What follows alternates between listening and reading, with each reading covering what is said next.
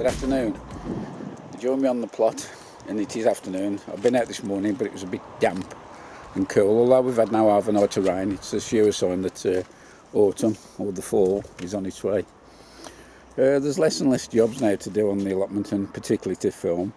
So the episodes will probably be a bit spread apart a bit more. For me, the main job on here is weeding, and you don't want half an hour of 90-mile-an-hour weeding to see. So I intend just to film bits and tasks that I'm doing on the plot, which may be of interest to you. At the moment, I'm just digging up a few rows of the sarpalm here. I've already dug 2 rows up, and as usual, there's been a few casualties with the tines of the fork. However, the stuff that I've got out, I'm quite happy with. That's at the moment, and as you can see, there's some decent size potatoes. That's 2 rows gone. I've still got 2 more rows to get out. This, you might recall, is where the sunflowers was planted in the valleys of the potatoes, and I was a bit concerned of the effect it would have on the crop, but up to yet everything looks all right, okay. What I will show you is these are the roots where I fetched out of the sunflowers, and that, as you can see, is it's a root ball and a half, that is, in it, and there's the size of the stalk.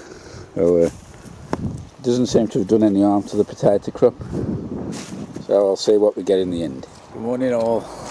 It's the 10th of October and it's 4 degrees on the thermometer at the moment, and it feels a lot colder. However, the sun's coming out and I've started the big tidy up. I'll just show you where I've got to. I've started clearing out those middle beds along there, as you can see.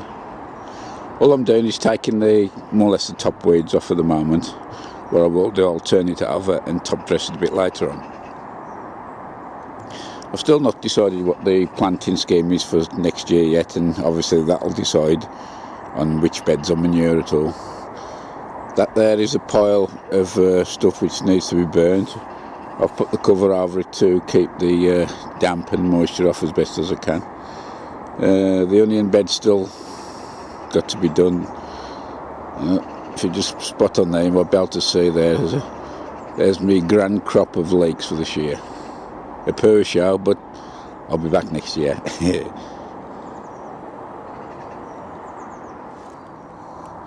Celery this year has been a huge disappointment for me. Past 2 or 3 years I've had tremendous crops, but all this is down to my fault. It's purely down to lack of water. I haven't watered it at all, and as such, you can see that's the result it pays you back with. On the opposite hand, however, I'd just like to share you this with you. This is the asparagus, the Pacific 2000 variety, and you might remember earlier on in the year I prepared the bed and planted the crowns that I had from pomona fruits. Well, that's the result, and if that's anything to go by, I think we're in for a bumper crop the next few years coming. I've moved into the greenhouse to break the boredom up a bit, and I've just started out to clear the old tomatoes and the cucumbers. Now, one thing I want to show you is just have a look at this, the root system on this tomato I fetched out, and as you can see, that's a fairly substantial root on there. And as most of you know, I'll grow the tomatoes in a big pot using the grow rings. I'll just show you what they are.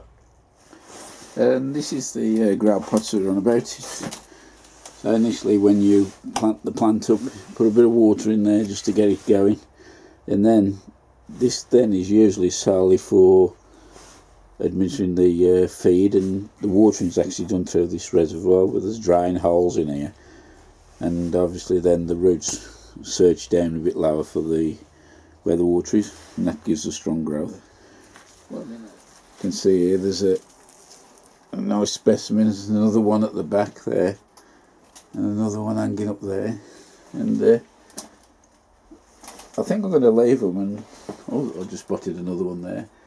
Leave them and see how long they keep going for, but obviously with this cold weather coming in now, I should say the days are numbered.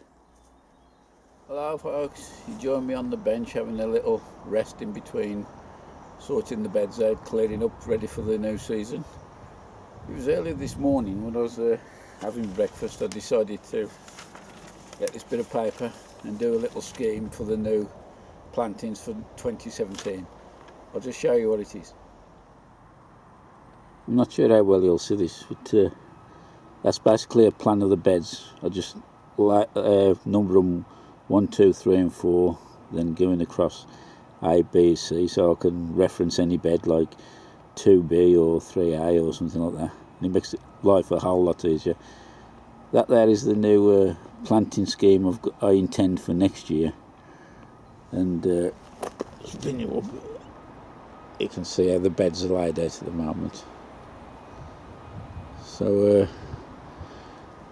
doing this time of the year now gives me an idea of what beds I need to manure and that, and what not to manure in preparation for the crops to go in for next year.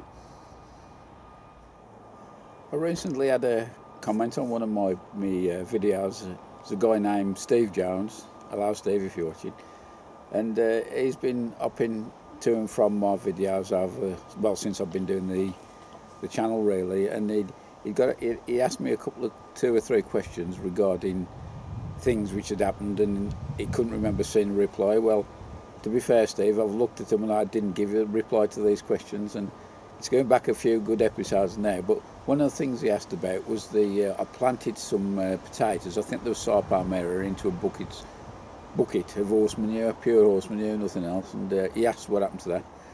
Well, looking back through my records, I remember planting them now. It's right up the top where the IBC tank is and the compost bins, and it was at the time of the year, July, August, as I went on holiday, and I never left instructions for them to get watered, and when I come back, a lot of them had died down. I did empty the buckets, but the crop was too good, so and that's what happened to them. And there was another thing and all, what's it now? Oh, I remember, it was the cucumber melon. Yeah, I did grow cucumber melon in the greenhouse. It grew like a triffid, but I didn't get one fruit off it, so if it don't produce, it don't come back in my greenhouse anymore. I have actually tried one from a couple of people I've grown on there, and to be fair, I found them a bit bitter, so that was not on the list anymore. And the other one was, I had a fork break. It was on your fiberglass shaft. It was a cheap and I bought from Dobbies, and as it was, I ordered a Bulldog's fork, but in the meantime I bought an ash handle off the internet and fitted that to the stainless steel bottom of the fork, and he was asking what had happened about that. So I'll get him over there, I'll just show you. This is the Bulldog spade, and as you can see, it's very well made. It's lovely balance to it, but to be honest, I haven't used it at all. Well, I've tried it out when I first come, a couple of spitfuls, but apart from that, it's been in the greenhouse. As you can see there, it's riveted around the handle. Stop the split going any further, and say it is really well made. The one I've replaced the handle with is this one here. That's the stainless steel end, and that there is an ash handle. I still need to treat that with I put a drop of linseed oil on it, although when I did fettle the taper at the bottom to fit in there, I did put a bit of wood preserve on, as you can probably see, but I will eventually give that a coat of linseed oil. But the reason these two are still waiting in the wings is because one of the guys on the plot gave me this. It's a 5-prong fork, and although it's old and battered, it really just feels right, if you know what I mean. You use something, and as soon as you pick it up, you feel comfortable with it, and that seems to get most of the action at the moment.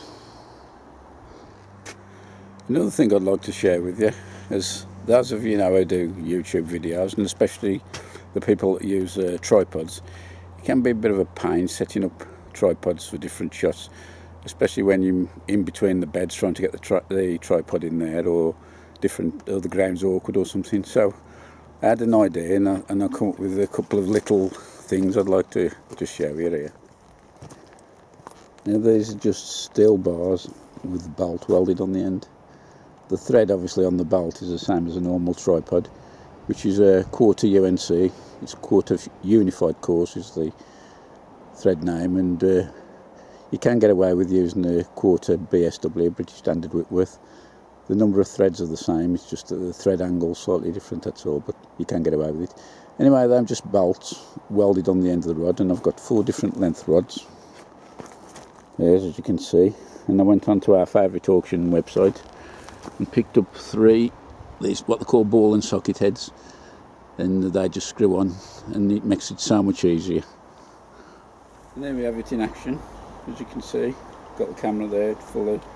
The camera will tilt any angle you want, and you want to move it around to another area, pick it up, lodge it in the ground, and you set up again. This the head actually screws all the way off. You can pick the smaller one up, screw that on, and that there is ready for a low shot.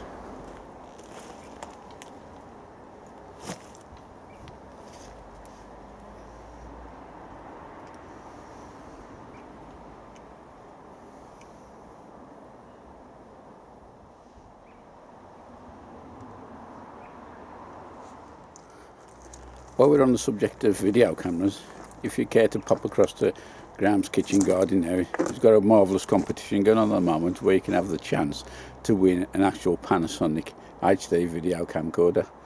So if you're in the market for one of them, it's well worth popping over and having a look what's on offer. The regular viewers to the channel will remember early summer I had a visit from Alan Jackson and his grandson Nathan. Alan kindly bought me a couple of loft water tanks which he took out while doing the job. Now, as you know, I grow my carrots in these, so looks like for next year I'll be having 4 carrot boxes on the go.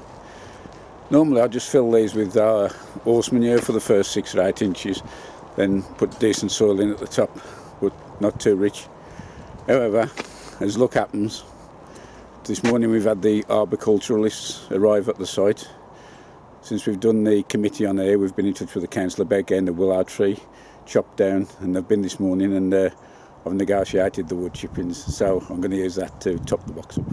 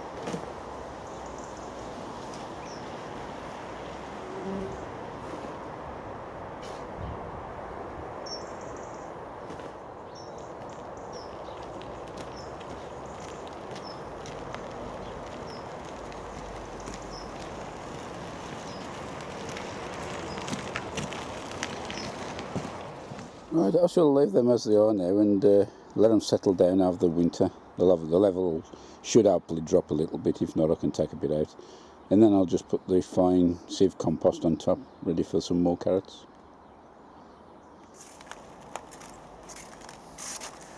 We've just had 2 rapid showers in quick succession. I ain't about to hang around for the 3rd, so I'm going to nip in the house and have a nice warm cup of coffee. This now I've done the planting plan, and now there'll be what beds I can work on, so the next few days, hopefully weather permitting, I'm going to be digging the beds, manuring them and covering them for the winter. I might film one just to put on the next video, but that's the next video. Oh, one more thing before I go. Just don't look on YouTube, and I'm only about 5 away from that magic 2,000 subscribers. It does seem 5 minutes since I was in the greenhouse thanking you all for the 1,000 subscriber, and now it's almost 2,000. So once again, thanks very much to all my subscribers, both old and the new what still keep coming, and I do welcome you all. Thank you very much. So until next time, I'll see you. All the best, and bye for now.